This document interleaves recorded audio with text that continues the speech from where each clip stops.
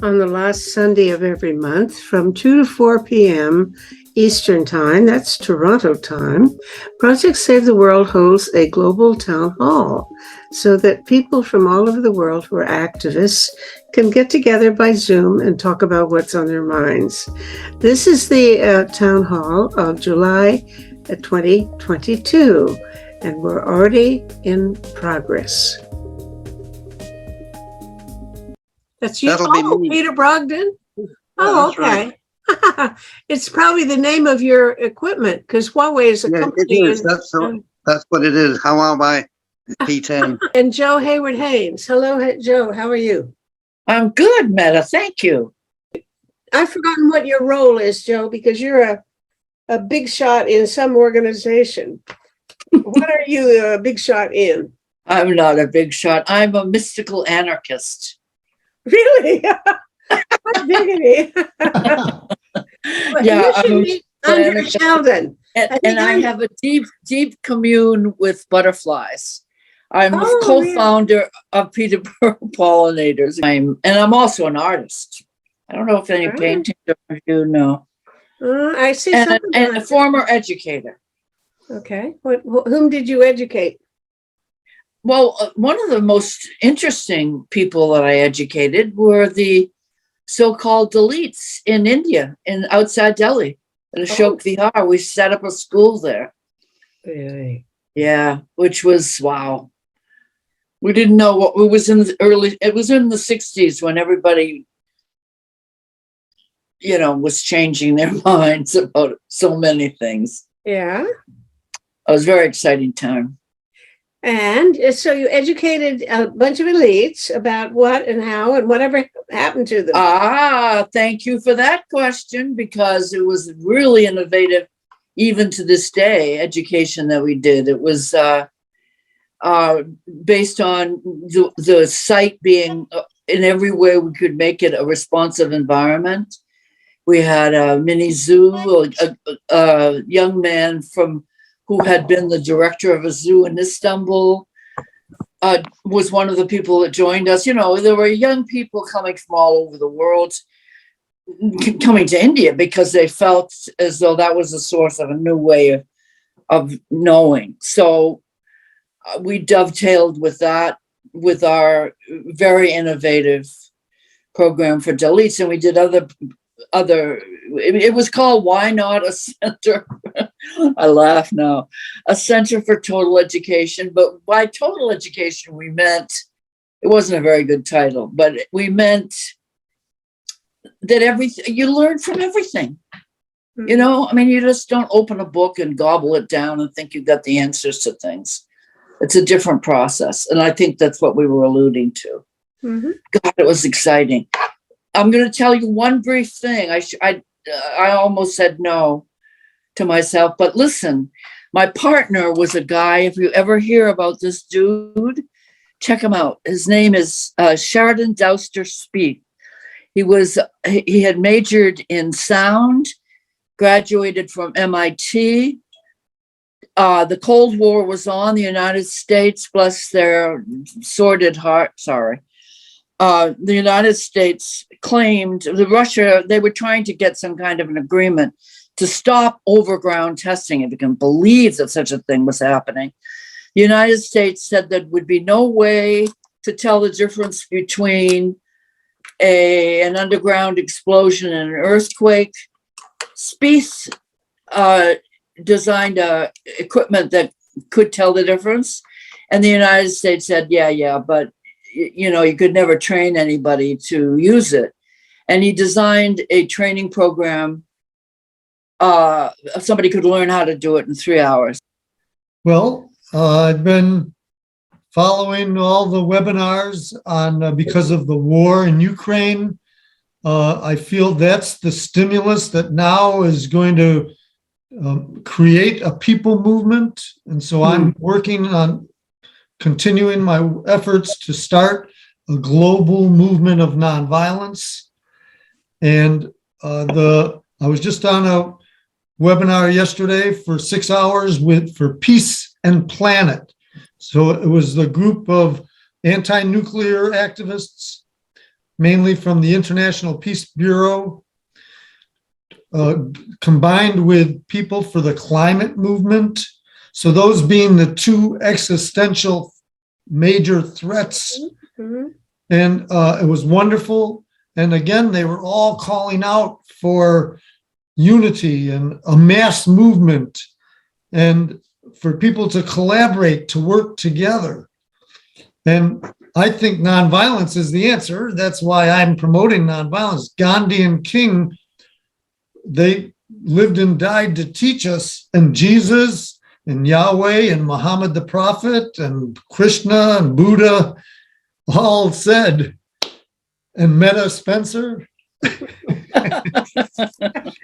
said, we need to promote nonviolence. If we're not a threat, then it can make a difference. So that's what I'm working on, and that's why I'm here today. That the combination of climate and peace can really bring in everybody. It's just a matter of what's the right formula. And my proposal is a little bit different and outside the box, because now we need something different and special. And the world is run by men, and the male militaristic way of doing things isn't working. And so therefore, there's no bad points about any individual man, but it's time for women's point of view to take the lead. And we still need everyone, women and men. But if women lead the way, there's a power there that's just waiting to go around the world. All right. I'm ready for it. Thank you, Andre. Hello, Charles Tauber. How are you? And how's everything in Vukovar, Croatia? Well, it's not only in Croatia that we're working, it's pretty much all over the world right now. And I'm sorry Alexei isn't here. He connected me with somebody, a Ukrainian psychologist, and we're going to be working with her. Alexei Prokorenko? Yeah. He'll probably show up. I mean, he tends to wander in. All right. And we'll be working with her. We've already got one group of Ukrainians in various countries. We meet once a week. We're working with the Uyghurs. We're working with a lot of Nigerian groups. I have a group right after this with them. We're working with the suicide prevention group here. Excuse me, we should tell the other people what you do, because not everybody knows. Sure. Charles is a psychiatrist in Vukovar. He works with people who were traumatized during warfare and bear the scars of it and need therapy. And it trains people to be, what I love the expression, barefoot therapists. Yeah. That people who are not trained in the psychology or psychiatry can learn to listen carefully to people and help them with their problems. I got it right, Charles? You got it right. Okay. Go And on. Tell us what else. no, it's insane. The number. Tomorrow morning, somebody in northern Uganda wants to talk. So we're just kind of going out of our heads. In the best possible way. But the thing I really like about this is the people, because as we do the groups, you begin to get personal relationships with the people in the groups, and you get to be real friends with them. And I love that. I absolutely love that. I love doing what I do too. Isn't it great that even if you can't hug people, you can get pretty close? Exactly. And that's the really nice part of this, that we communicate. And I mean, we talk about absolutely horrible stuff. We talk about, yesterday was the International Day of Trafficking, for example. And it was also yesterday was also the International Day of the Disappeared. And you begin to talk about that, and you begin to talk about child abuse, and go on and on and on with these issues. And how do you handle people, and how do you work with people? But the people are so committed, and that's really the nice part of this. So we can go, here's a guy named Carlo Scharf. Hello, Carlo. Let's see your face. Say hello. Yeah. Hello, Carlo. Hello. Nice to meet you. Where are you and who are you? Tell us about yourself. Well, I am in Rome, Italy. Oh, wonderful. Is that the background that I see, this map of, or aerial graphic? Is that Rome I'm looking at, or? Well, that's Venice. The map of Venice of the 1500. Oh, Venice, I see. Yes. Okay. Okay. How are they doing in Venice anyway? Are they still sinking, or have they got the big barriers up to protect the? Well, the barrier starts working, but the problem is still there. There's they were building a lot of stuff to try to protect Venice from floods and things. What are they succeeding in protecting? Partially. Uh-huh. Okay. So you're in Rome. Tell us about you. What do you do? Well, I'm retired now. I'm a physicist. I'm just retired. I'm retired 10 years ago. And now I'm just interested in international security. Oh, okay. All right. And what in particular have you been doing about international Well, I'm security? running Isodarco. I don't know if you heard about it. It's a residential course on security, stability, crisis stability, and all these problems. That was my hobby when I was working, and now that I'm retired, it's almost full-time work. Mm-hmm. I just had a very interesting, read an article by Alexei Arbatov about stability, strategic stability. I thought it was so interesting that I wrote him a note and asked if he could join one of my talk shows this week. And that was about 3 a.m. when I finished my letter. And I woke up at 6 a.m. and he'd already replied to me. But he can't join me this week. And it's a pity because he has some very, there are not too many Russians that I would take their word for things, but I think he's a very sound thinker. Have you come across Alexei Arbatov's commentaries? Well, I think we read the same article. Arbatov is a regular to our meetings. He's been coming for many, many years. Right. Before him, his father, Georgy Arbatov. Yes. I used to know his father, but I haven't ever met Alexei Arbatov. Mm-hmm. He's very intelligent man, very well prepared, good speaker, very good speaker. Mm-hmm. He keeps promoting the idea of trying to get back into arms control. And I had to say, well, 5 years ago, even then it wouldn't have been a bold move. It would have been a reasonable, prudent sort of a step in the right direction, but nothing like as daring as proposing to sign the Treaty on the Prohibition of Nuclear Weapons. The Russians don't talk about that. They never mention this TPNW treaty or the idea of abolition. But the most bold of all of the strategic analysts in Russia tend to talk about reviving arms control talks. And I think now it's game over for that. I just don't think that's going to happen. I think we have to do something stronger. What do you think? Well, I'm pessimist too. I mean, I share your pessimism. Even when the war began, Putin kept talking about how the reason he was doing this was to stop the spread of NATO. Well, I think that was a pretext. He really told the truth a month or two ago, probably inadvertently, when he said, it's he wants to be Peter the Great, and he wants to reassemble the Slavic Empire, and I think that's what it's all about. So if he got all the results that he wanted out of this war, that wouldn't stop him. He'd go on and try to get Moldova and Lord knows what else, in my point of view. I don't know whether other people are as pessimistic as I am. Does anybody else think have the kind of cynical perspective that I have, or do you think I'm being too pessimistic?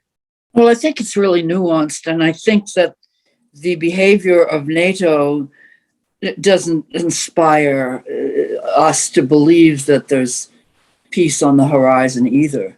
Mm-hmm. So I think that a plague on both their houses in a way. I mean, we need to find new ways. I've just finished writing a short piece on this. And one of the predecessors of a possible peace treaty in the Ukraine is what happened to how Belgium was formed in 1830, 31, 39. How that region had been a battlefield for at least 1,000 years, and people really did come together and there was peace in that area after the treaty was agreed on for 75 years before Germany invaded in the First World War. So there are precedences, but I think we have to be able to see the dynamics from all sides in a way that we are careful not to jump to one side or the other. I think it's multipolar, the issue, multifaceted, and we have to try to think in those ways, think of all of the aspects that are involved in the conflict. It's difficult, but I mean, it has some signs of possibility of success. Mm-hmm. Whereas just blaming one side or the other isn't going to get us anywhere. Thank you for that. Somebody else on this issue, or do we want to talk about this, or you can change the subject if you want, but I think this is on my mind, and I see our friend Carlo has also been thinking about these problems. It's all about the people influencing their own government. We can't influence somebody else's government. We can't hit them over the head. But this war has created militarism and division throughout the whole world. Everyone's extended their expenditures for military and for nuclear arms. The rhetoric is terrible. It needs something to say, let's reverse this. Debate yesterday and the webinar I was on with climate and peace. What's first? What's the most important? Everyone thinks theirs is the most important. Logical. But there's a couple people that are saying, no, peace is first, because we have to, if we do that, we can have the funds for the other elements. And without both, we're not going to succeed. It's not a linear thing. It's not one first and then the other one second. They're interrelated. And the way they're interrelated, seeing how they are interrelated is the way we're going to be able to discover the new ways of thinking that we need to get out of the mess that we're in right now. And everyone, I think, realized that the governments aren't going to meet the needs to make the change. So we need a people movement. That's right. So I've been following both movements, and the women leaders in the climate movement stand out. Just last week, or was it 2 weeks ago already? A woman in a webinar called Creatrix Convergence, all women, promoting women's issues, but also the environment and peace. And there was one woman, Osprey Oriole Lake. Mm-hmm. She said right then and there, she said, it's women, if women don't come to the forefront, the climate movement won't succeed. And that's what I've been saying, the same thing about peace. We need something different. And Yes, so what if? My problem with it, Andre and Joe, is that I absolutely agree with everything that you say. And during peacetime, what you're saying is so familiar to me. Everything that you've said is like every day of the week. I hear it and I pass the same messages onward. And when that's fine.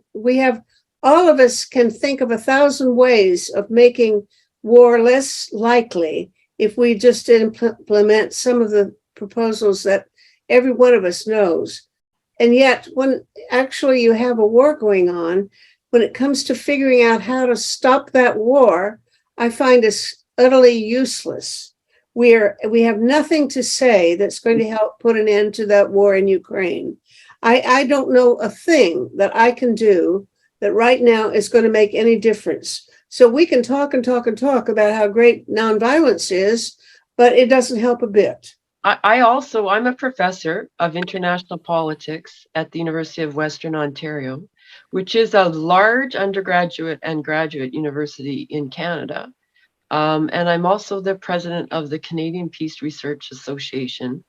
And I'm also have been on the board of the Canadian Pugwash Group, which is the national affiliate of the International Pugwash Movement. I've been on that now for about 20 years.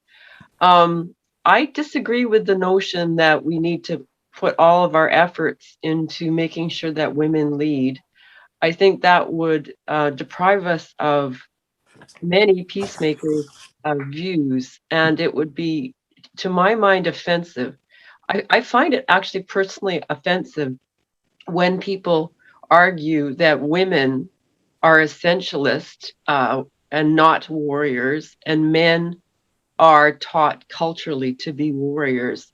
I'm sure all of us would be offended if we were targeted for our gender. And so I really do not want to join any kind of a movement nor be associated with any kind of a group that specifically argues that women with red hair are more peaceful than women with green hair. It's offensive to me. So that's why I really don't want to be part of this conversation, because I don't want to be seen ever as that kind of a feminist warrior. I think it divides rather than brings together.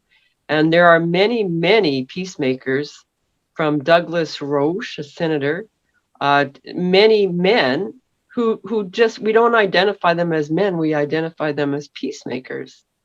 And so that concept, I want to return to meta finally. I just published a paper with Professor Frederick C. Pearson in International Journal, which is Canada's preeminent journal. And we got the centerpiece on provocative, how to, after Ukraine, how to negotiate with Russia. So that the paper itself is based on the US State Department ideas that came out in February, just before the war. And so we looked at that paper, which was released by accident. And then we asked which of those policies could be used in the negotiations, not just New START, but also at the NPT review conference and through the auspices of the TPNW, which Canada and all the NATO allies are not a member of. So it's a long and complicated paper, and I urge you to look at it. It was just published in May in International Journal, and that kind of outlines our views. And we're working on another paper now as well. So lots of ideas are being percolated around. Go ahead and elaborate a little bit, Erica. I'd love to hear what you're. Well, there's many ideas. Yeah, there's a lot of ideas in it. I don't know if you know about the tactical nuclear weapons in Europe, but these were put forward by the US State Department as a kind of a bargaining chip. And in their actual memo and in their analysis, which is a 9-page paper, it was accompanied by another 11-page paper that was agreed upon by NATO officials in Brussels. So that document was mistakenly leaked to El Paso, which is a Spanish newspaper, and you can find it in its entirety in the footnotes that we have in our paper. You can see what the Americans and the NATO officials were offering, and it was a panoply of ideas from space defense, cooperating on space defense to cooperating on the tactical nuclear weapons in Europe. So one of the ideas they put forward was regarding the Aegis missiles, and also the Tomahawk missiles, and trading and so on. So anyway, these were all actually very interesting ideas that, because of February 24th and the invasion, just got completely put by the wayside.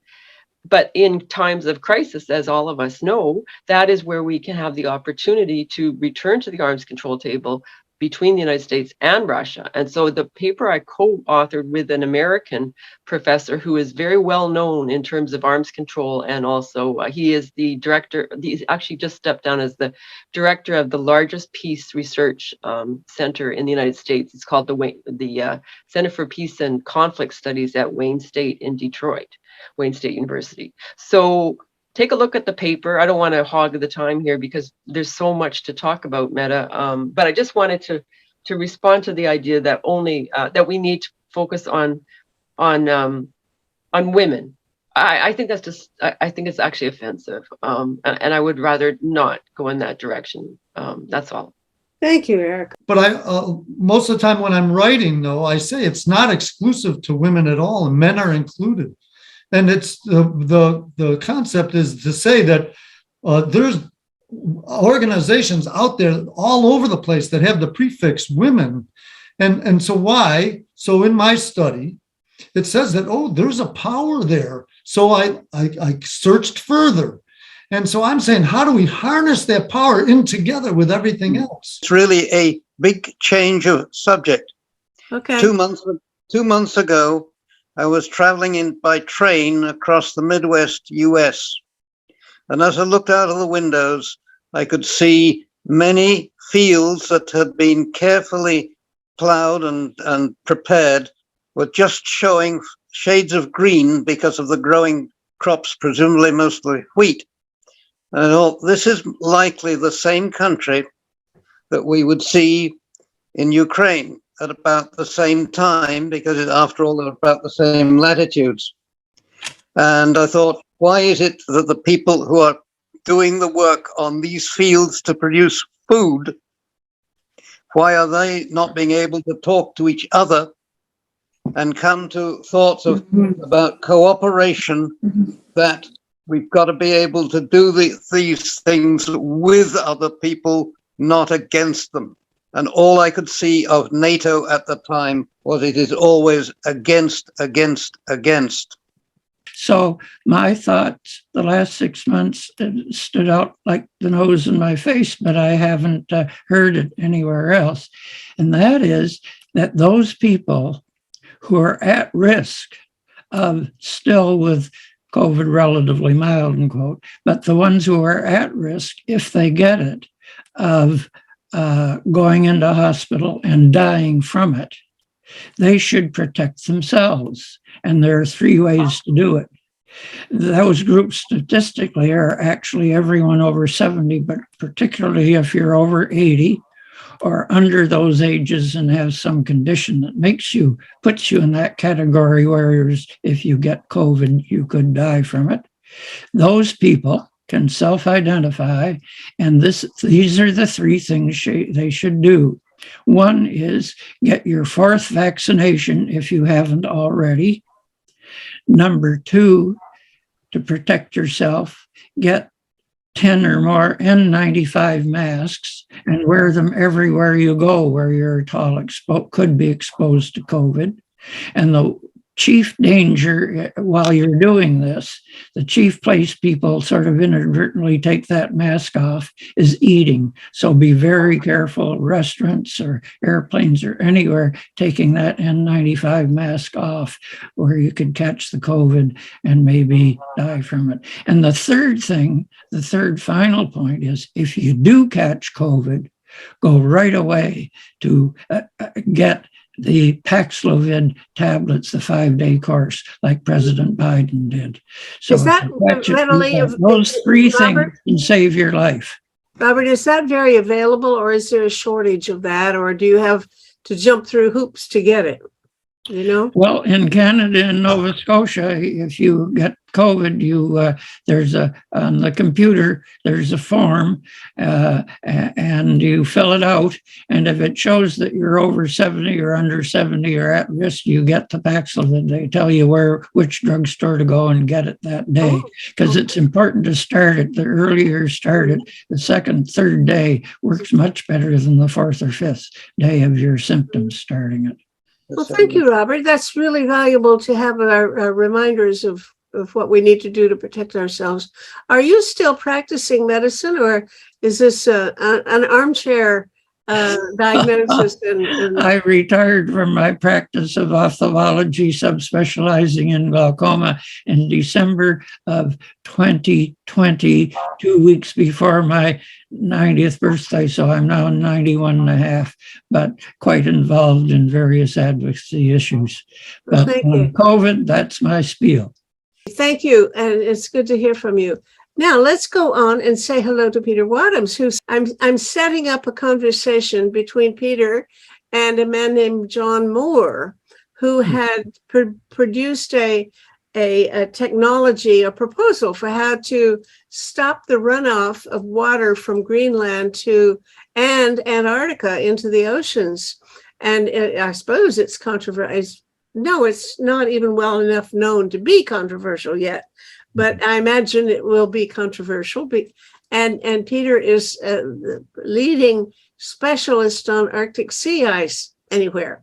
And Pia, his wife, Maria Pia, is also with us. And Maria Pia, hello Pia, is also a very knowledgeable expert on Arctic sea ice. So hello, both of you. You are in Turin, Italy, if I'm not mistaken. Right? Yeah, we are in Turin, yes. We're touring it permanently because thanks to Brexit, I'm actually in Turin working as a professor there. Yeah. Okay, bring us up to date on what you've been off in well, you haven't been able to go back to Greenland. It's time for you to go on another scientific expedition to Greenland. But last time you did it, you broke a rib afterward, and so you can't go back. Is that It wasn't right? in Greenland. It was in Cambridge coming out of the bathtub. Can you imagine? Well, I just come back from Greenland and I fell out of the bathtub. But regarding this John Moore initiative you mentioned, his idea, which I think is either completely crazy or it might have something in it, is to take advantage of the fact that water that's meltwater that's running off from Greenland into the ocean doesn't just run off everywhere. It follows certain tracks, and he thinks if you can block the passage of the water through those tracks, you will reduce the melt rate, and that will reduce the rate of sea level rise globally.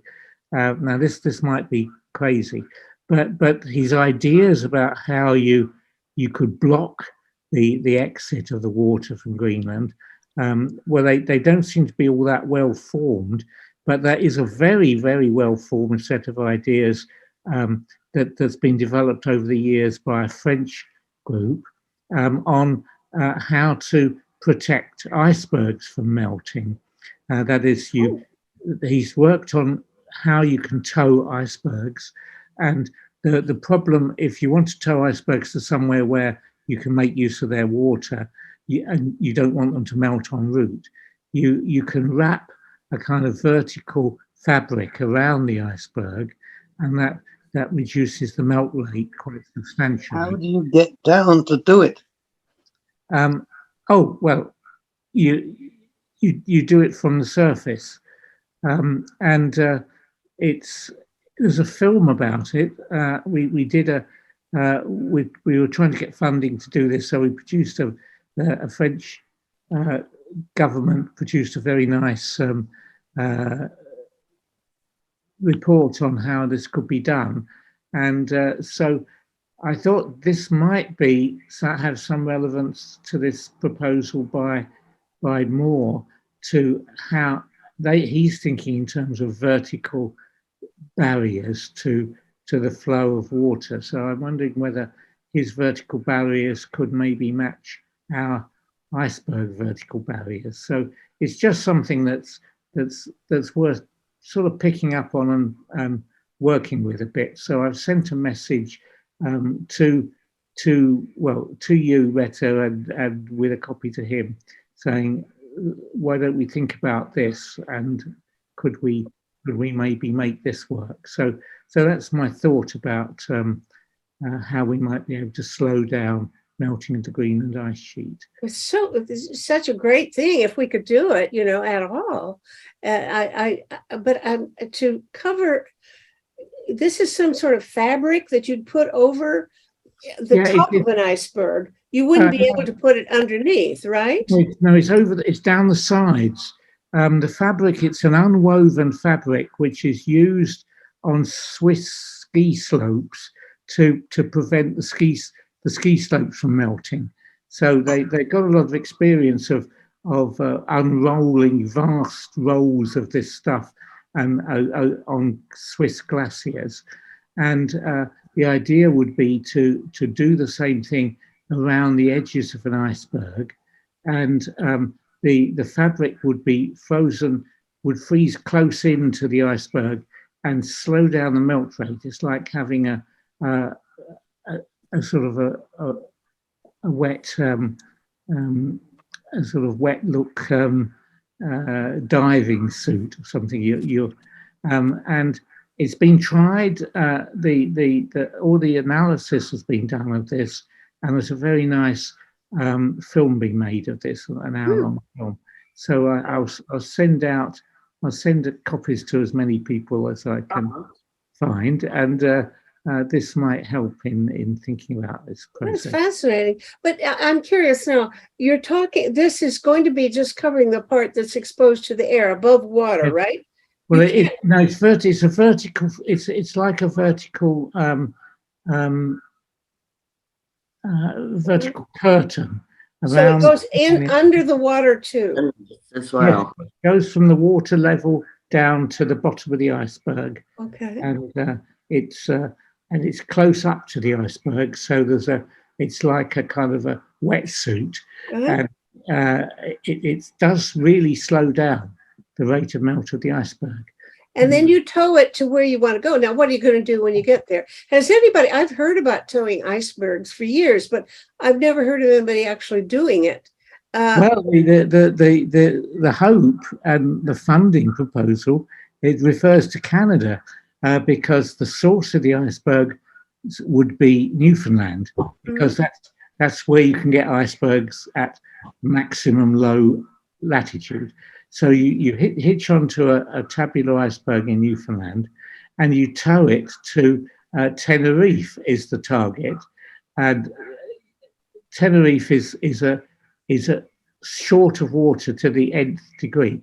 It's got no water at all, so everything depends on the desalination.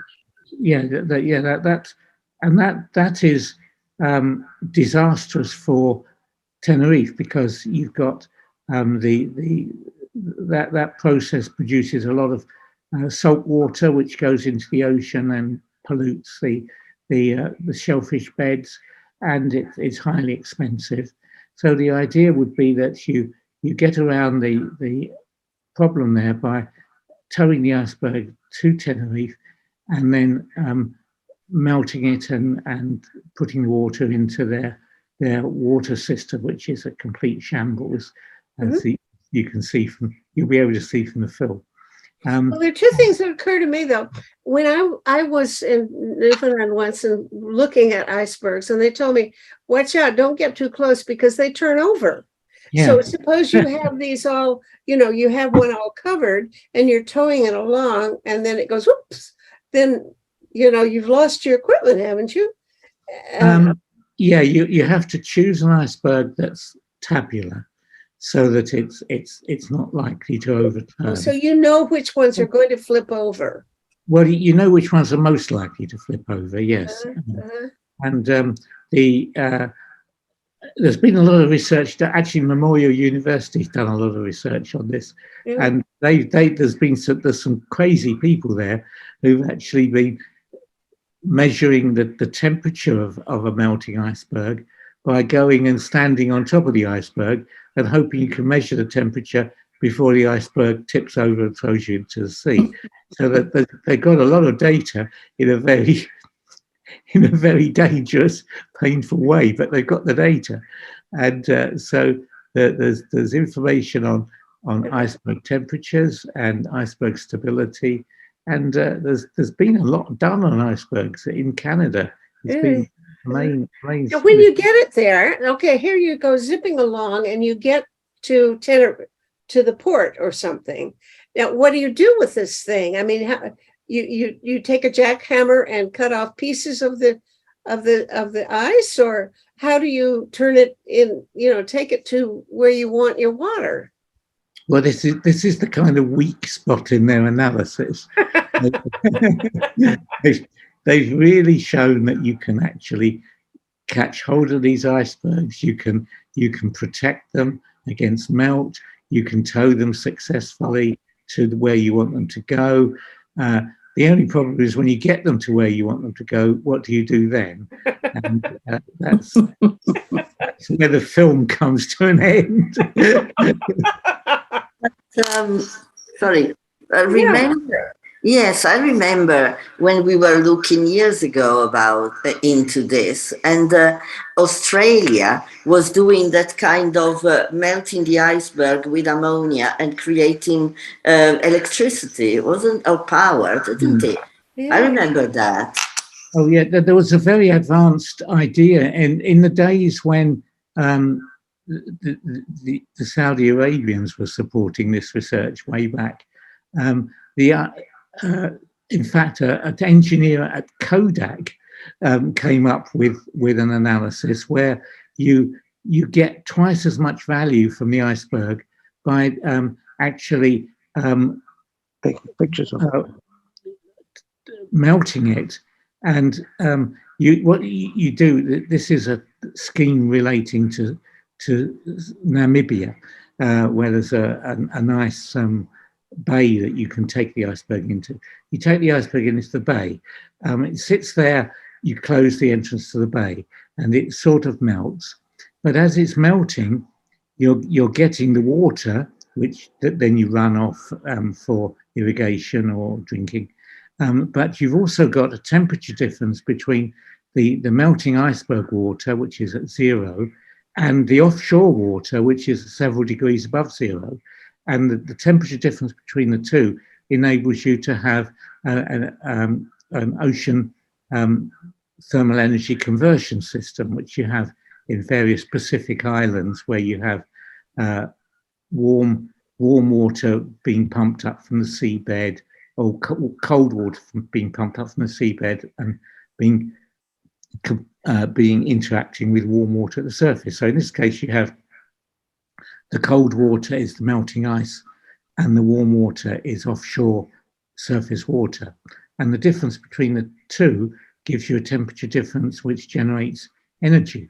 So like their calculation was you get as much value in terms of electricity from its ocean thermal energy conversion as you get from the iceberg. So the value of the iceberg water is great, but on top of that you've got electric power as well.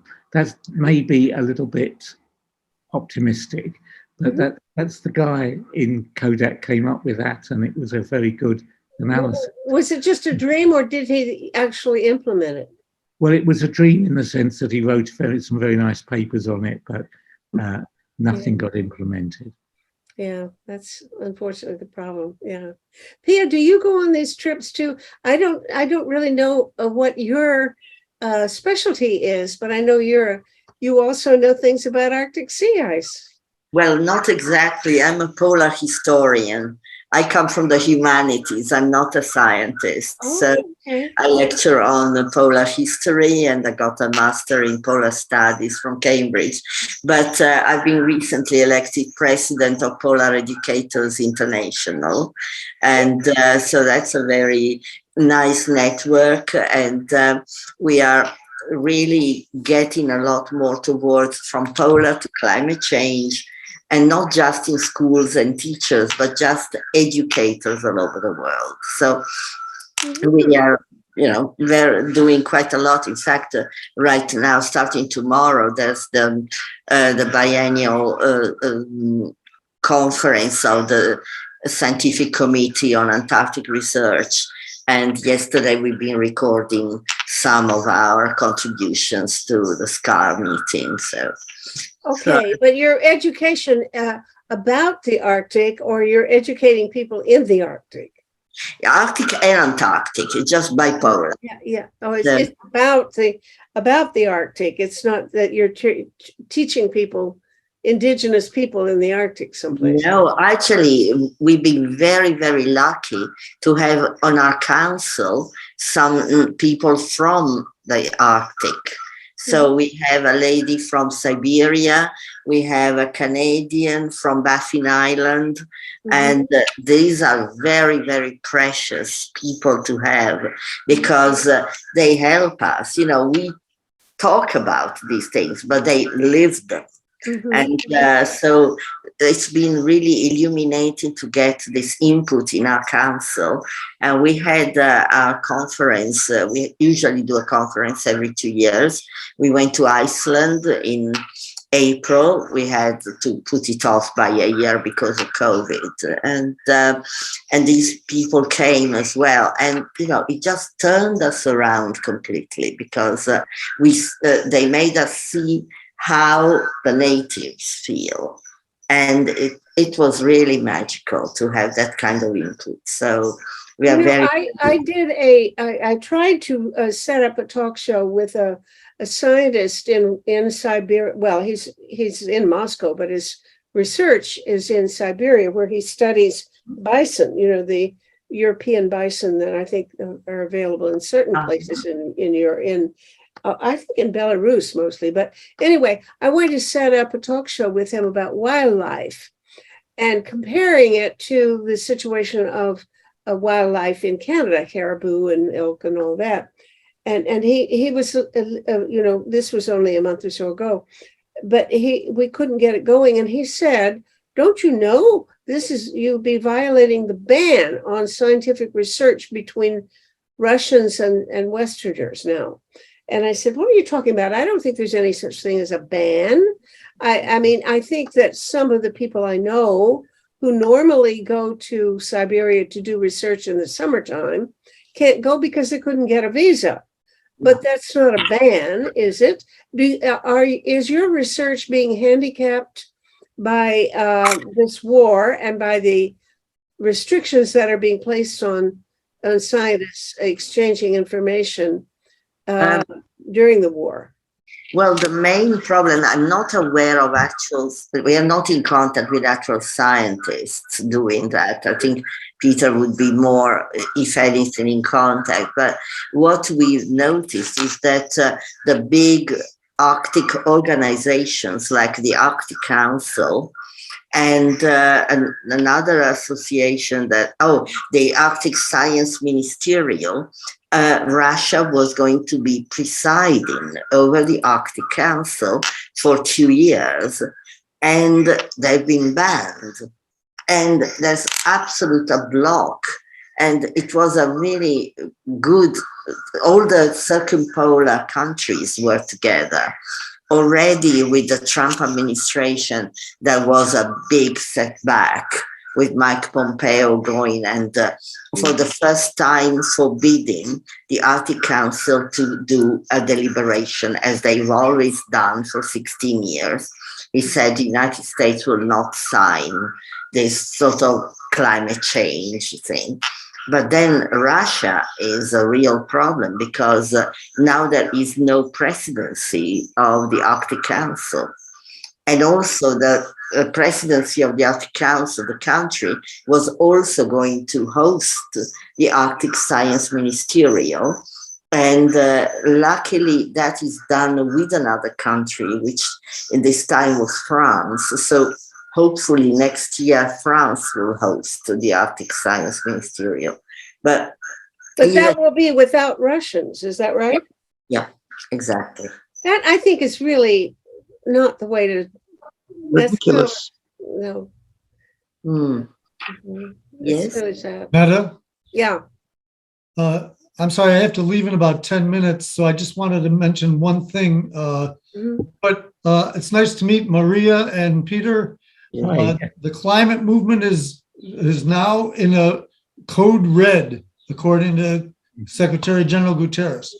Mhm. Yeah. What I'm proposing, and you didn't get to hear the beginning, but I've prepared an emergency plan, and it's through peace that the peace movement and the climate movement can unite. And so it's a little bit outside the box. And I'm sorry, Meta, I didn't mean to alienate Erica, of course. I'm here to get ideas too and make proposals, that's all. But in particular, after COP26, it told me that we can't rely on the governments, that we need a people movement. And that's why I'm here again, to say that if the people come together. So I thought that if the women leaders from the climate movement came together with the women leaders of the peace movement, then invite the men in. But if the women are first, watch what happens. So it's more involved than that. I'm not going to get into it now, but just because I have to leave, Meta, you said you were pessimistic about the war in Ukraine. And I think that I have 2 or 3 different solutions to the problem. So someday, please invite me back on. I want to talk about those solutions. Listen, I have a better idea. Go to the website and post your ideas. Okay. That's yep. what you want to do. The website tosavetheworld.ca has comment columns.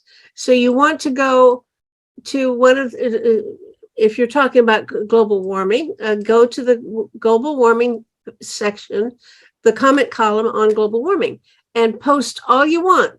Just you can fill hundreds of pages of your ideas there. And I Yeah, urge you thank you. to do it. I Okay. shall. And just in finalizing then, before I go, the scales are not balanced. And so there's economic, corporate, military that are holding down the scales. They're holding it down. And that means that to get to change, you need something else to really have some power, some weight to balance the scale. Mhm. And that's Okay. what nonviolence and women together can bring. It's not saying women are better than others. Or Okay, the answer. onward. We want to go on, Andre. You know, we've I heard know. you. This was my last minute, so give me Okay, my last. bye. Enough. We want to go on. Okay. Well, I was relating it to the climate. I was relating it to what All right, yeah, good. everyone said. So Okay. thank you very much, everyone. All right. Enthusiasm. Yes, go, baby, go. I'm a cheerleader. Thank you. Okay, thank you. Who else wants Love. to talk? I'm ready to move on to another speaker, unless we have somebody else who has an unfinished thought. I'd like to actually have Peter talk a little bit about what you know about what's going on in Greenland now. I need to go do my eyes, so I'm going to be away for a minute. So you just keep talking for a little while, Peter, and I'll be back in about 1 or 2 minutes. Okay? Thank you. Okay, well, Greenland in 25 words or less. Yeah, it's at the moment. Last year I was on Greenland. We had the biggest loss of ice in a single day ever, and that was 25 billion tons of ice melted off the Greenland ice sheet in one day. And the reason was that the air temperature was 21 degrees. And of course, in the Greenland ice sheet, where you're about 3,000 or 4,000 meters above sea level, you never used to get any melt at all. I mean, in my youth, when I went up on the Greenland ice sheet, that was it. You know, you were perishing cold, freezing, getting frostbite in the middle of the summer because you're at such a high elevation. But now you're getting melt in the summer, and it's shirt sleeve conditions. And so we were finding the melt going ahead all around us at a huge speed, waterfalls, streams, rivers. It was like the melt of Scotland or something, but it's the Greenland ice sheet, famous for never melting. So a complete change has happened in Greenland now, that every year there is and there will be a huge melt of ice, and a huge contribution to global sea level rise, and that's it. That's what we have to expect, and I can see why this chap is concerned with trying to slow that down, because the faster it goes, the more rapidly sea level rises, the more you're going to get loss of habitat. You're going to get loss of habitats of cities, let alone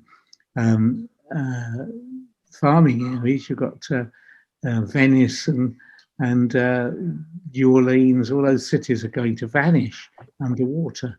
And so the faster or the better we can try to slow the rate of melt from Greenland, then the longer it's going to be before general catastrophe sets in. Also, you have to consider what's going to happen in the Alps. I mean, we see the Alps from our balcony, from our apartment in Turin, and the zero was actually above the highest mountain, Mont Blanc, at 4,810 meters. It was above. So it's huge melting of small glaciers as well, which also have impacts on smaller microclimates. And that's happening all over the world, but certainly with this recent heat wave that we've had in northern Italy is a real tragic stuff. Mm-hmm. Are you getting a lot of heat there in Turin? Yes, it's really hot. A lot of heat everywhere in Italy. I mean, Rome is 35, 36 centigrades. Yeah, typically in the high 30s for the last 2, 3, 4 weeks in northern Italy, and that builds up. I mean, it wears you out for a start. But in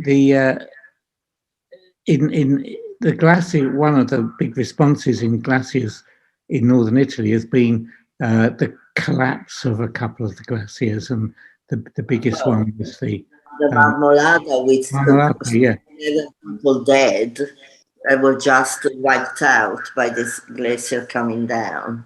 Yeah, it was People were killed, right? Yeah, a lot of people. A glacier which has been there forever, and mountain climbers go up and climb it, and it's there forever.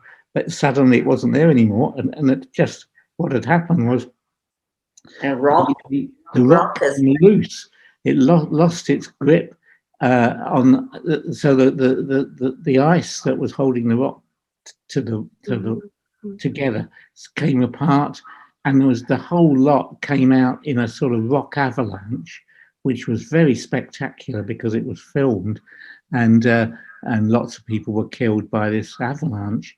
But there had been an avalanche in another a spot which we've been studying actually, called the Plan Pensier Glacier, which is a small glacier, a part of the Mont Blanc system, and it was just a sort of a little steeper slope than the rest of the glaciers, and there'd been various bits of blocks of ice falling off it from time to time, and this was annoying because underneath this glacier is some beautiful Hansel and Gretel type houses, nice, beautiful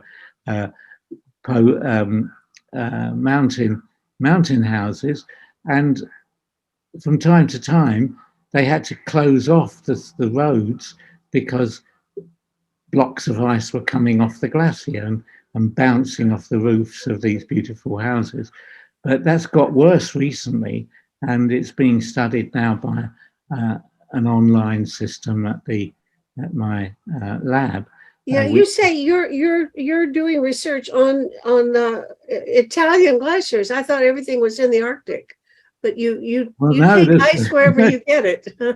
ice is everywhere, and in fact, the fact that it's melting and producing disastrous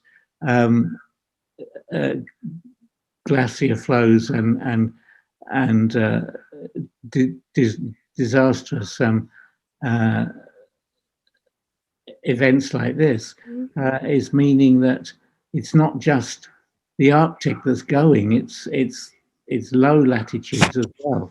So the ice is going from everywhere.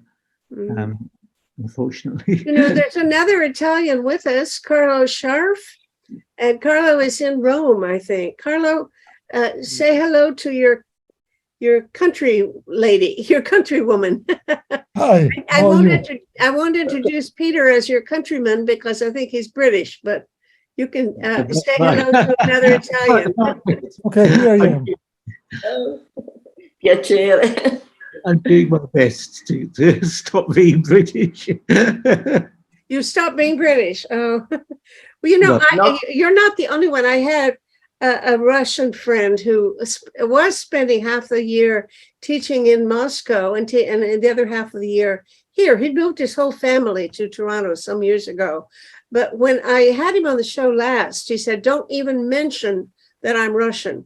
I'm not Russian anymore. I don't want to have anything more to do with Russia. I'm not connected to that university. I don't want to have anything to do with them."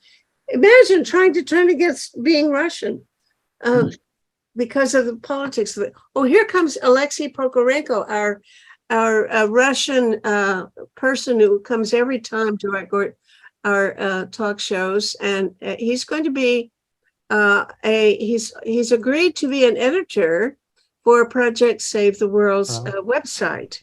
So he's going to be posting things and sort of monitoring the content of the posts that go up on the War and Weapons page of our website. And he will probably also host a talk show now and then, and goodness knows what else he'll do. So I'm always delighted when Alexei joins us. Hello, Alexei. Thank you. Hello, Dr. Spencer. Hello, dear colleagues. Nice here. So hope you're having a good day or a great evening. Well, it's nice to see you. Tell us how things are in Moscow. And we've been figuring out how to end the war, but I don't think we've come up with anything. If you have any bright ideas, we're all ears. No one has so far, and that's quite a sad conclusion that we're making right now. But the rumors are that this August will be a turning point in the conflict, because there are certain important deliveries of weapons to Ukraine that have taken place, and they have ramped up their military capacity over those months, and probably this will be kind of a moment of truth for both sides. And now that there is a standstill on the front, things may change pretty quickly, and we'll see what happens. Anyway, it's very important that there are as few casualties, especially civilian casualties, as possible. That's what concerns me a lot. I'm sorry. So few what? Few civilian casualties. Not only civilian, but civilian for the most part, because children and women, civilians, when they die, it's probably the saddest part of the war. Yeah. And my heart genocide. is bleeding. You're saying genocide. Is that what you said? Oh, got it. Okay. Oh, here's somebody else. Niovi, somebody. Hello, a newcomer. Okay. You know, Alexei, Carlo and I had a brief conversation before you came a while ago about early in the show about the content of a paper that I think both of us have read. I read it during the night by Alexei Arbatov. And I'm afraid I haven't. I mean, you know, he I was already very aware of the fact that that Putin's I don't want to say rhetoric, but his pronouncements about the use of nuclear weapons, he's actually changed the rule book or the statement about what he would do under what circumstances.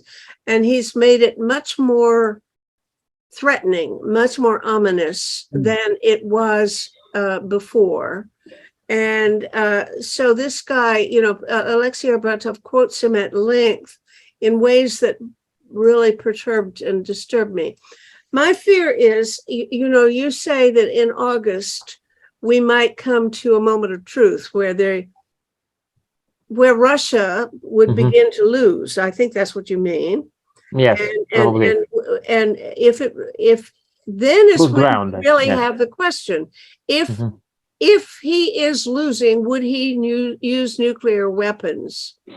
And I wonder if there's anything in the world that could stop him from doing so, if he decides to. And I mean, his pronouncements about the conditions under which he would do so are very disturbing, much more open to the use of nuclear weapons than ever before.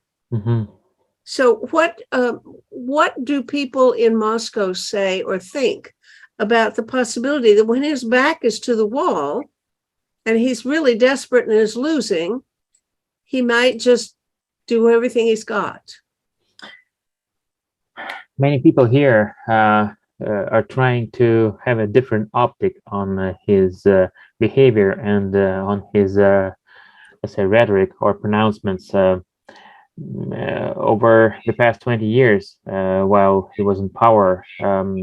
We had enough time to kind of understand what he's about and most of all his background. And here I mean not the professional background of a KGB officer.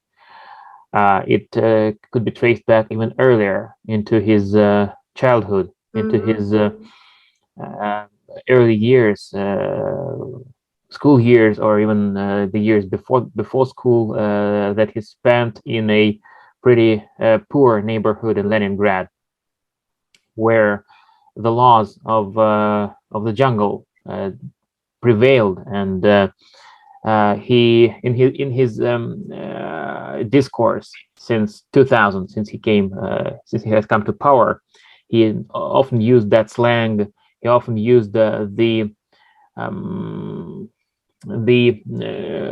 utterances that would and this style of speaking that would be typical of a bully from a St. Petersburg street, which is notorious for fights, for lack of politeness. So if you analyze his discourse, that's probably the most prominent part, and that's part of the story, because really it's very typical for a bully to try to intimidate the opponent, try to scare someone into giving them money, for example, into fearing the bully. But it remains the question: what happens if the person who is dealing with the bully does not buy into those threats? And I think there is lack of understanding of that mindset. But he really does. Western. He really has nuclear weapons. He really could use them. That's the thing. Now, here's a story. Somebody told me, I won't say who, but it's somebody important, Russian, said that told a story about these young kids in St. Petersburg, and it presumably was about Putin, but I don't know that it was. These gangs of guys would go up to a person driving a car and stop the car, and they would hold a brick, and they say, "You want to buy a brick?" Sure. People would buy a brick because you know what would happen if they didn't. Right. So he's got a brick. No question about it. He could do it. That's the thing. If he were bluffing and didn't have what, you know, I mean, when you play cards, you may not have the cards that you're trying to get people to think that you have, but he does. That's the scary thing. Yes, they say he does, because I had doubts about that, but one prominent acquaintance of mine who is kind of close to those topics, he says that it's real. So the he believes, at least he so believes, that those threats can be technically implemented. So it's not like the conventional weapons that are not behaving up to the Kremlin's expectations in the Donbass in Ukraine. So it's been quite a shameful performance in military terms. He says that none of that is true for the nuclear force. So it's very elite, it's very well equipped, and it's very well trained. And I probably am inclined to believe him on that.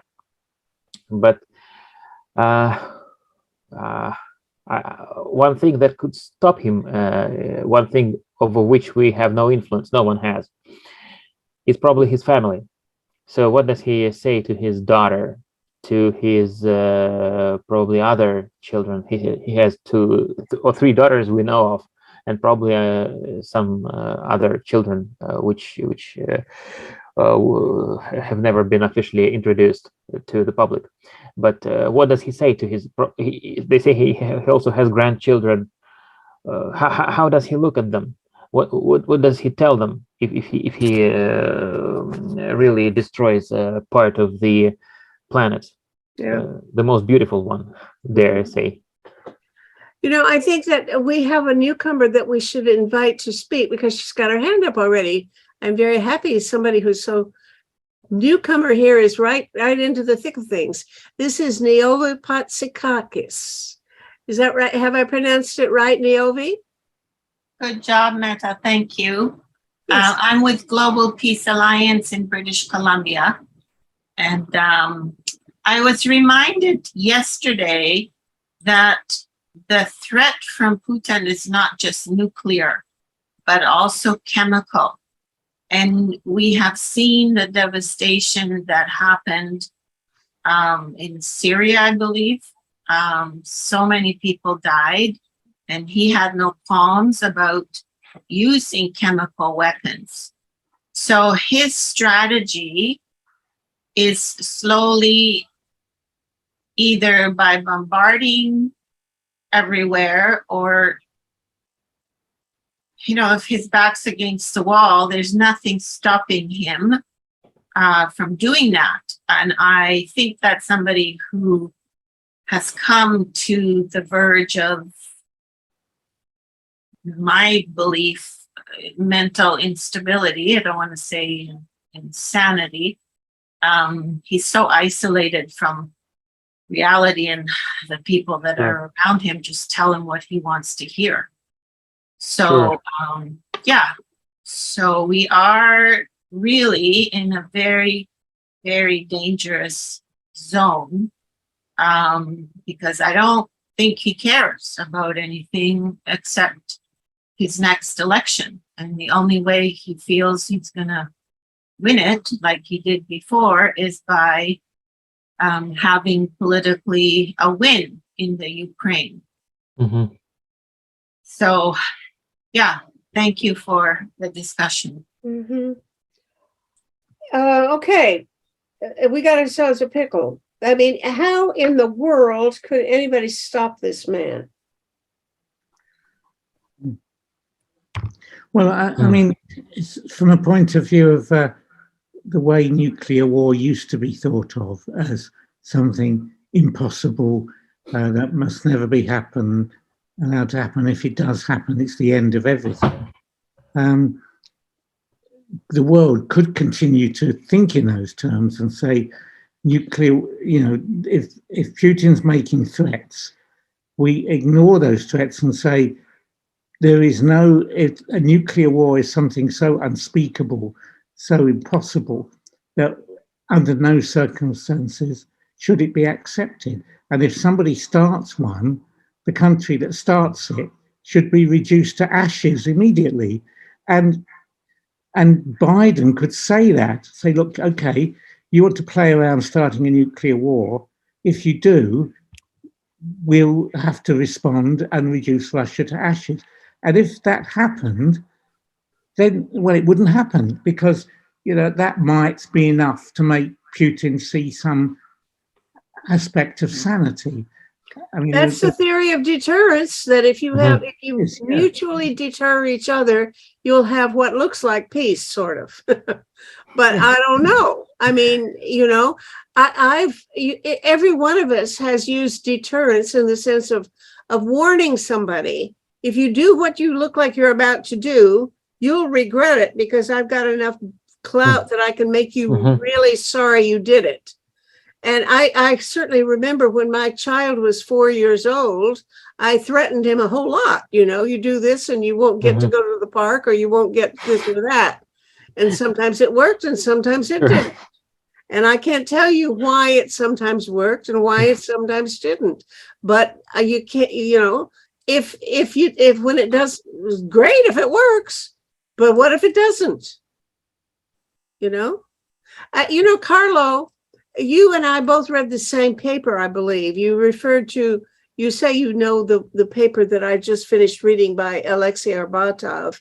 Do you want to comment on this? And because the other thing that he pointed out in this paper, which, by the way, I'm going to probably be discussing on Thursday with a talk show that I have lined up with Michael McFaul, who used to be the U.S. ambassador to the Soviet Union. I think, maybe it was Russia after that. Yeah, I guess it was Russia. It was Russia. It was 2012.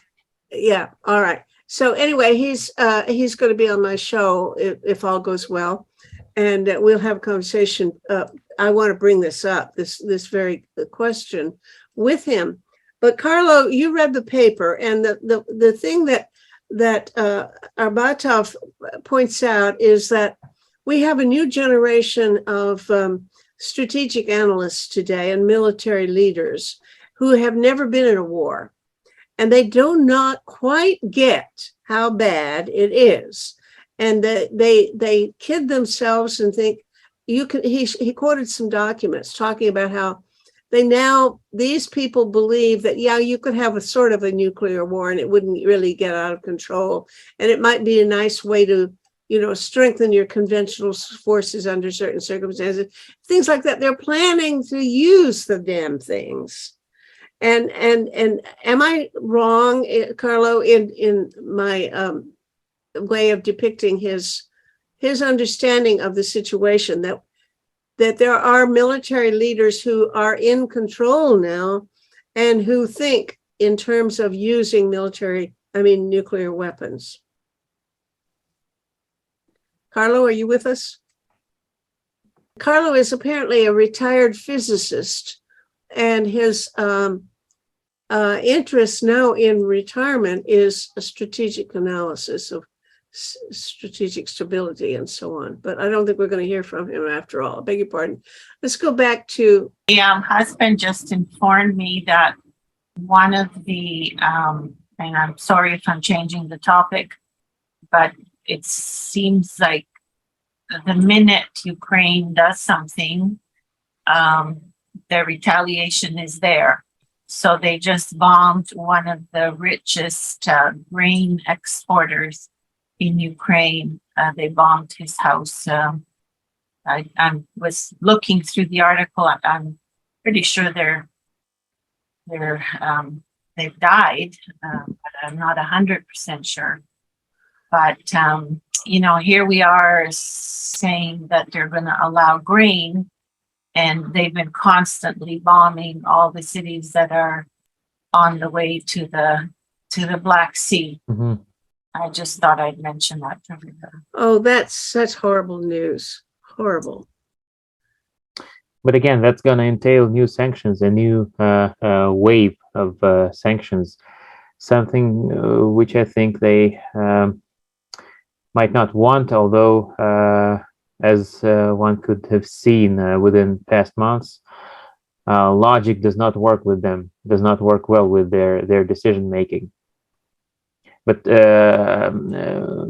well, you could say that sanctions are starting to take a toll on the economy, obviously, although certain very harsh measures have really been introduced to mitigate the effect of the sanctions, starting from a very strict currency policies, which effectively brought the ruble back to Soviet times, when it was controlled up to a point when the exchange rate was published in an encyclopedia officially. So it was so stable that it could be, it was like officially it was 0.6 rubles for $1, which of course was not true, but officially it was the official exchange rate, and it was enshrined in the encyclopedia for like decades.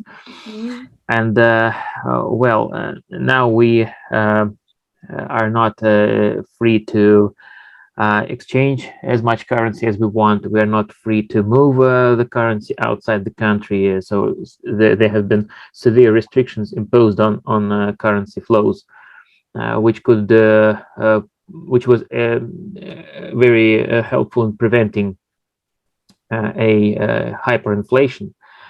Plus to that, there are some other measures within the economy quite aptly introduced over these months. So we don't have really a deep crisis, but the mere fact that some 700 companies have completely left the country, and those companies are big, such as Apple, such as IKEA, such as let me just think, largely Google, largely other Microsoft. So you just cannot buy subscription to Microsoft Cloud, for example, because you open up a list of countries and Russia is just not on that list. Again, it affects probably the only the middle class, which is tiny in Russia, and the people who live in smaller neighborhoods and towns and villages. It will take me like 1 or 2 hours to explain to them what like MasterCard is about, what is Visa card, why it is bad that they left Russia. So they won't understand even. But nevertheless, I think that the sanctions are slowly working. So they're taking some toll, definitely, on the economy. Well, this is something I believe was said this morning on Fareed Zakaria's show. I tend to watch him, but I wasn't paying a lot of attention this morning. And one of the things that they were saying is that, you know, we have the idea that the sanctions haven't really done anything yet. And that Russia has come out actually a winner. You know, they actually have more income because of the rising price of oil and gas, that they've made money, they've increased their income from that, rather even in fact, because of the sanctions. Because when other countries put on sanctions and say they can't sell it, then the price goes up, and therefore they make more money. So they actually had a bonanza. But Fareed was, I believe the point of the conversation was that actually it is beginning to have some effect, that the sanctions are working to some extent. I didn't follow. I can't really say that I understood what they were saying. Part of that is true. Indeed, there are lots of dollars coming into the country, lots of euros coming into the country from oil and gas exports, but those are the money flows that that cannot be used appropriately to buy what Russia needs, and what the Kremlin needs: technology to extract oil and to build weapons and to do whatever. It cannot buy equipment. It cannot pay for any kinds of services. So the regime has become toxic, and even the traditional long-standing friends of or cronies, I'd say, of the regime in Europe. I think only Viktor Orban of Hungary is still trying to play that role, although even he would not like to be alone in that capacity. Many of the long-standing cronies have seem to have left the regime alone, so there are, of course, there are incomes. There are high incomes of from oil and gas, but on the other hand, I hear that the oil is traded to India and China at a discount of $35 per barrel, which is roughly 1/3. So it's instead of 105, it's like $70 per barrel. That's a huge discount, very, very huge one. And let's remember that the embargo is by the European Union is scheduled for December, and after that, I know it's a long time to wait. Every day counts, but after December, I think the most interesting part of the story will begin. Okay. Well, it looks to me like it's a question of who's in control, because whenever the Europeans say we're going to cut back and make you pay or make you suffer, we're not going to buy as much of oil and gas from you as we're used to. Ha ha ha! Don't you feel bad now? The answer is, well, Putin says, well, we're going to cut back on how much we'll sell to you. Mm-hmm. So aren't you sorry that you weren't nice to us because we're not going to sell as much as you want? Okay. What I understand Biden or somebody in the US is trying to do is to organize some kind of cartel of countries that put a limit on how much they're willing to pay. So if all countries say we will only pay X amount of money, we will buy all the oil that we are going to buy anyway, but we're not going to pay more than a certain amount per barrel. And if you can make it stick, then that would certainly be a point in the favor of the Western side. But the question is, can they make it stick? And I don't know, because you can't get China, you can't get India to play ball on that. They're going to go their own way and make deals with Putin, I think. Again, I'm talking too much. Do other people have thoughts about Especially China, probably. Yeah. Because I can just say a little anecdote that many years ago I stayed in a very conservative hotel in St. Petersburg, and when you went up to the desk to sign in, the entire wall behind you was the prices of the rooms, and so all the rooms were listed and their prices were listed, and all of those listings were not just written on a piece of paper. They were they were screwed into the wall. They were the prices in rubles of each of the rooms of the hotel forever.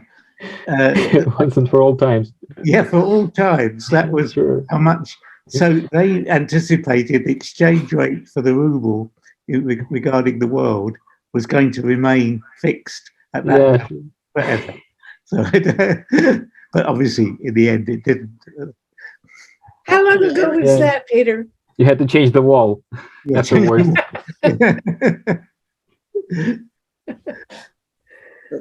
I remember visited that was then Leningrad and Moscow in 1992, right on the first day of the year. And at that time, it was the change between the ruble and the dollars, and was beginning to open up. And we were able in GUM, in the department store, we were finding amazing bargains still in rubles, with our pounds. I remember we went into a record shop and we got some, vinyl records of Rachmaninoff playing his own compositions and things for something like 20 pence in money.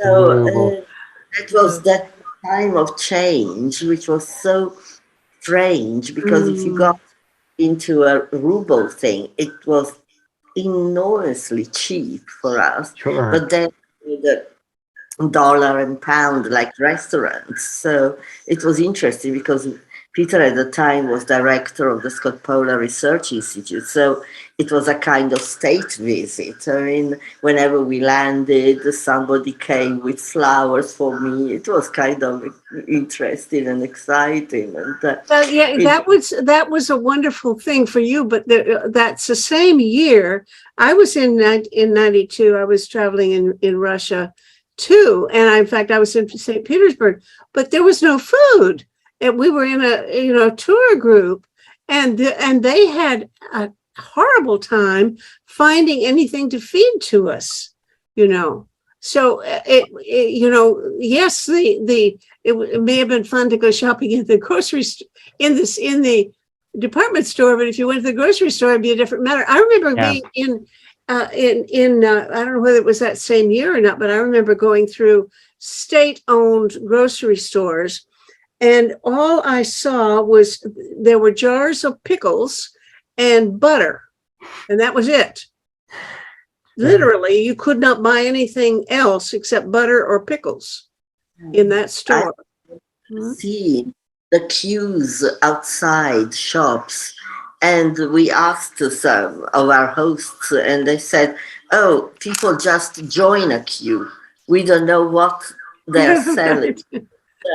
They will just join a queue, and there were people queuing for ice cream on like the 2nd of January in Moscow. And, it was really. I remember being in one of the big institutes. In fact, it was the USA-Canada Institute, which in those days was the most prestigious institute in Russia. And we were, I was with a friend who was on the staff there, and he came in with great enthusiasm with his attaché, his briefcase, the square briefcase, and he puts it on a table where all his colleagues are gathered around, and he opens it. It's full of sausage.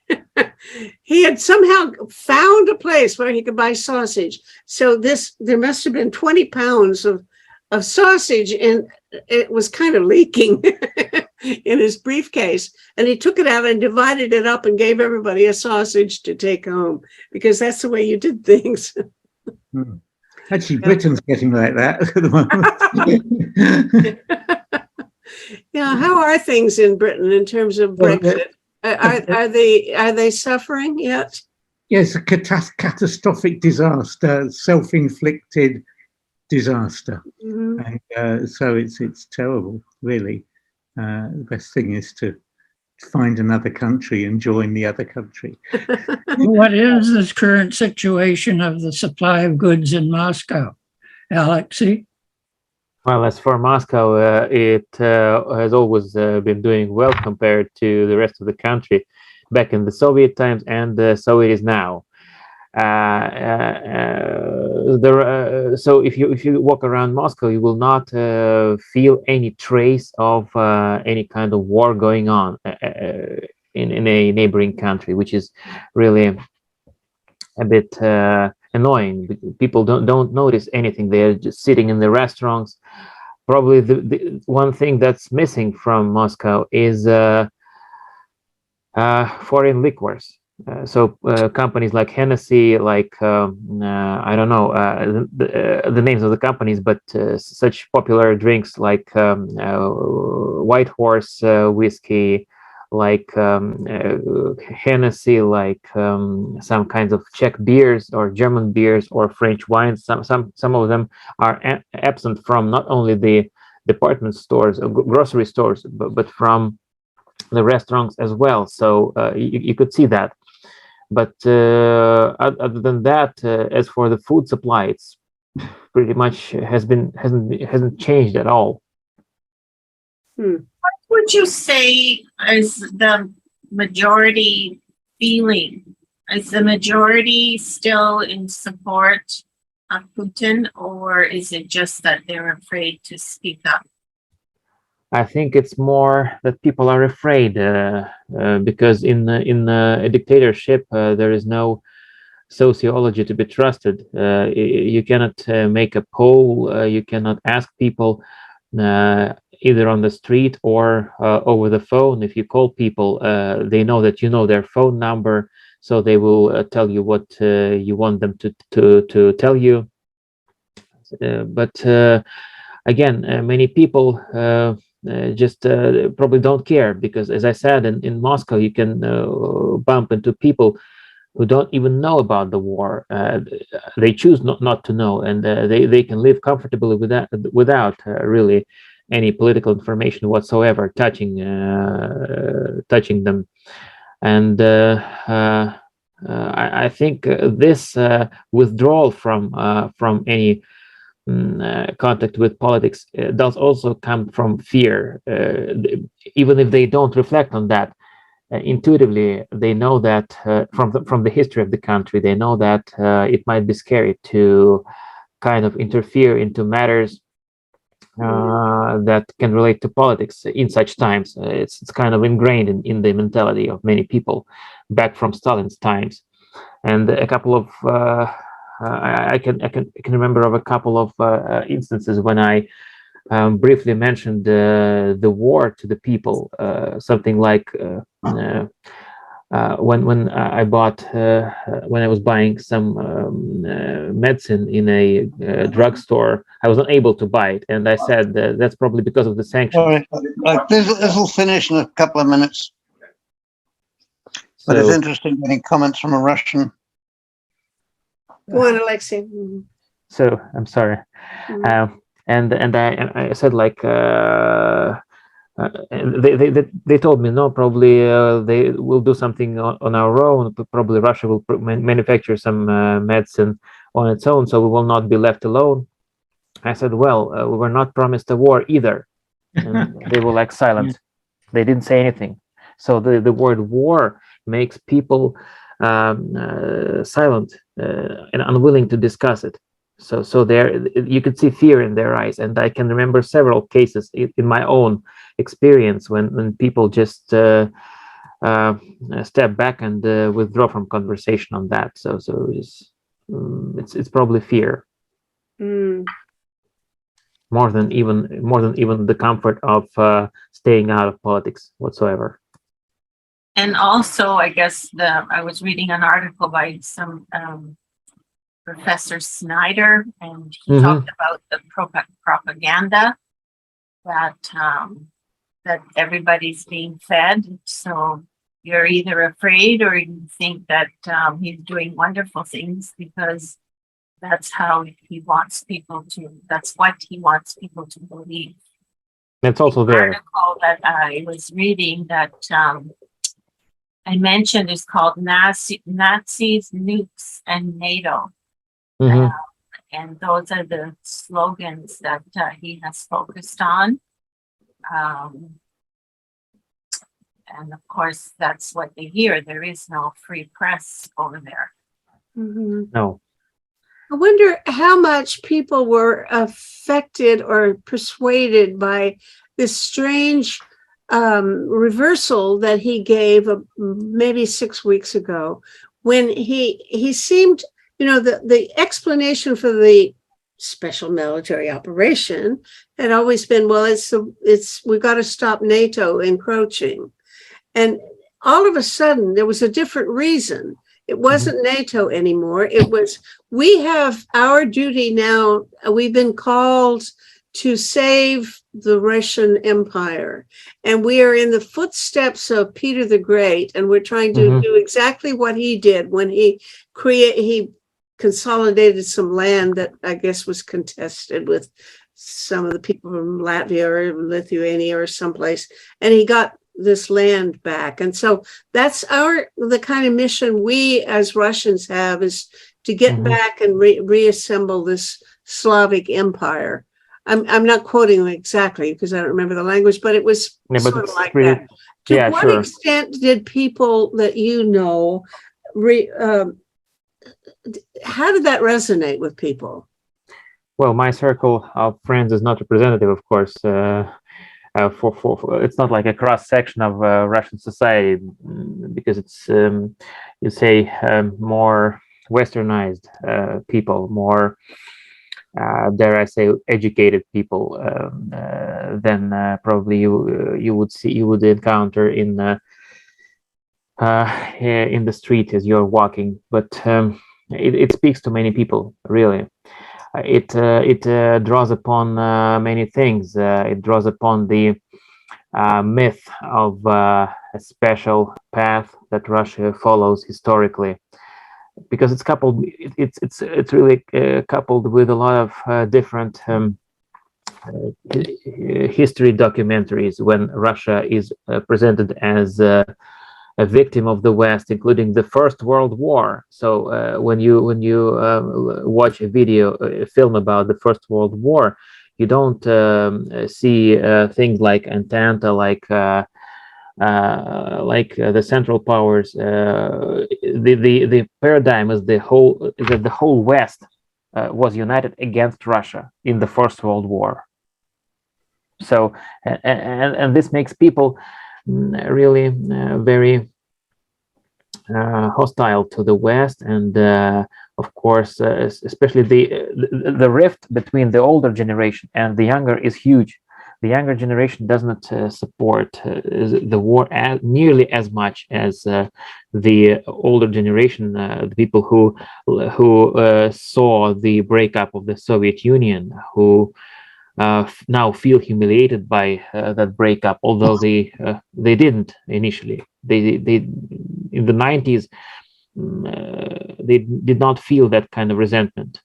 It was artificially boosted inside them. That's my impression too. We have, if anybody wants the last word, we're at an end for our conversation today, but I don't want to break it off if somebody has some thought you haven't expressed. Anybody have a parting comment? Yes, Peter. I'd like to say thank you to Alexei for everything he said. That tremendous revelation about what's going on. All right. Thank you all for being here. Come back in a month. It's always the last Sunday of every month from 2 to 4 in Toronto time. And in the meantime, please check our website. We have a new design on it. It's not quite final yet, but it's more convenient and more user-friendly than the previous one. So go there and post your thoughts, share your ideas. And if you have an event coming up anywhere in the world, post it on the events list, because we want it to be a place where everybody in the world goes to see what's going on. And take care. Thank you. Thank you. Thank you very much. Save the World produces one of these shows 3 days a week, sometimes more. And this is episode 484. You can watch them or listen to them as audio podcasts on our website, tosavetheworld.ca. And eventually, we even post the transcripts there. And when you get there, have a look around on our website, tosavetheworld.ca.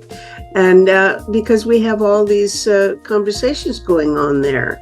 And if you want to find a particular talk show, enter its title or episode number in the search bar, or the name of one of the guest speakers. And after you've watched or listened, scroll down and share your own thoughts about the show. This is a place for dialogue. Project Save the World also produces a quarterly online publication, Peace Magazine. You can buy a single copy or subscribe for $20 Canadian per year through Press Reader. Just go to pressreader.com on your browser and in the search bar, enter the word peace. You'll see the cover of the current issue and buttons to click to subscribe.